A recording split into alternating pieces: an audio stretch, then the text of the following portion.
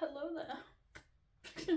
Sorry, I don't know how to start this video, but basically, welcome to my very last TBR of 2023. I'm very late to this video, I 100% understand, but I'm here, better late than never. So, I'm not even going to talk about the fact that I am so uncomfortable with the fact that 2023 is already over. Like, no. No, like, no. That makes me uncomfortable. Anyway, I picked out 7 books for the end of the year. I don't want to put too much pressure on myself. It's the end of the year already. I'm kind of just, we'll set all the big goals for next year. I'm probably going to read more than 7 because I have like plans for this month, but that's irrelevant. The first book I picked out, this I actually got maybe about a month ago from a charity shop, and it's The Red Queen, or Red Queen, not The Red Queen, by Victoria Aveyard or something. And this is a fantasy basically where the people within this world either have silver blood or red blood, and the people with silver blood are like the elite. They have like powers basically, but the people with red blood are like normal folks. They live in like poverty basically, and we follow a 17-year-old girl from the red blood side of things. And I don't want to give too much away, but the title gives a lot away. The next one is The Intimacy Experiment by Rosie Danan, and this has really mixed opinions on it. I was looking at the reviews on Goodreads, and people either love this book or like DNF it, and like the reviews just constantly say like I DNF'd at like 50%, stuff like that. But I know the general premise of this, and I know the female character is an ex-adult movie actor, and I know there's quite a few intimacy scenes in this, which I don't usually read intimacy scenes because I just find them awkward, and they're never like well written, like they never fit into the storyline well. But I never really DNF books, so I don't know if I'm going to enjoy it, but I'm going to give it the benefit of the doubt and just try and enjoy it. The next is Dating Dr. Dill.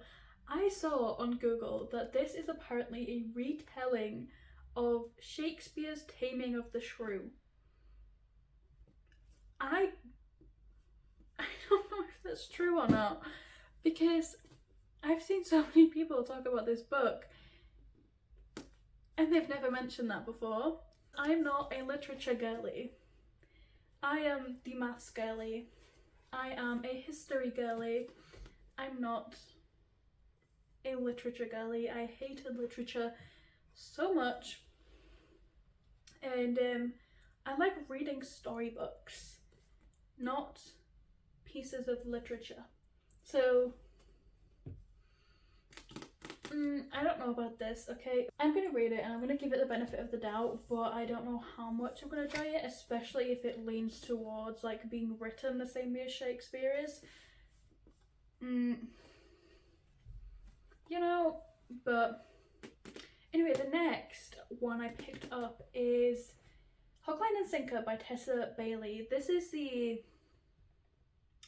sequel to It Happened One Summer, but we follow Fox and Hannah, who we met in the first book, and their kind of romance together. Not much really needs to be said. It's a similar premise to the first book if you've read it. If not, read that before you read this. But I really enjoyed the first one. I think I gave it like a 4.5 or maybe a 4 stars. It was good. It's a storybook and it's like Grumpy Sunshine but done in a way that like feels natural. Sometimes they just don't feel natural, but yeah, probably gonna like it. Oh, I hope I'm gonna like it. The next is Get a Life, Chloe Brown by I'm not going to pronounce the author's name because dyslexia, and I hate when I mispronounce people's names. So, but this is a coming of age kind of romance, friends to lovers book following Chloe Brown and Redford Morgan. And Chloe Brown has like a chronic illness, and Redford is basically helping her enjoy life and get back out there, and it's just a very fun, sweet coming of age romance book. Nothing too much to be said about it. This one is a bit more of a complicated storyline, I guess. Okay, so this is The Stranger Diaries by Ellie Griffiths, and the basic premise of it is it's a murder mystery book, and the basic premise is that this person is murdered. Who is murdered?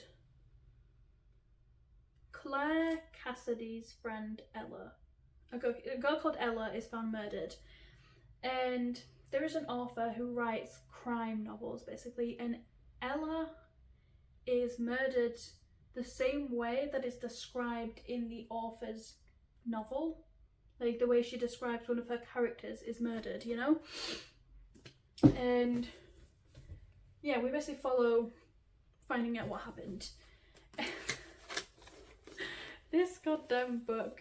This book has been on my bookshelf for like 18 months, but it's been for so long and I just never pick it up because it's a Christmas book.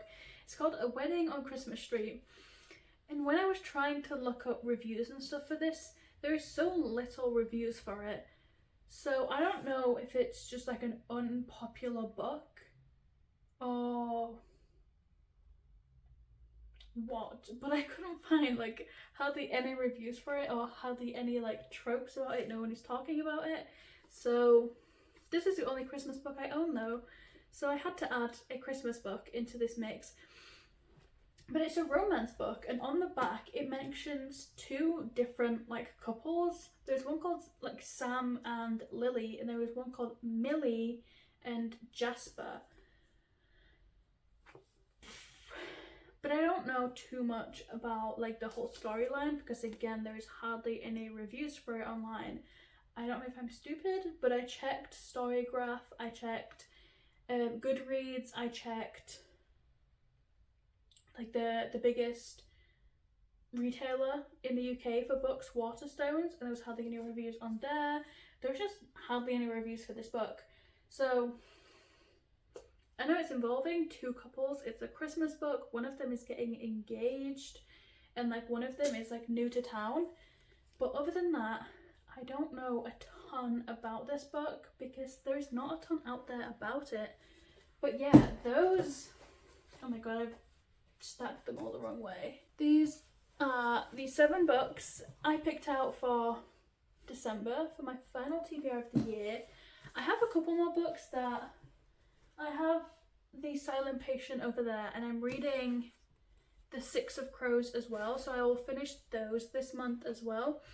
But these are the ones that I've picked to like start and finish this month. So yeah, thank you for watching this video.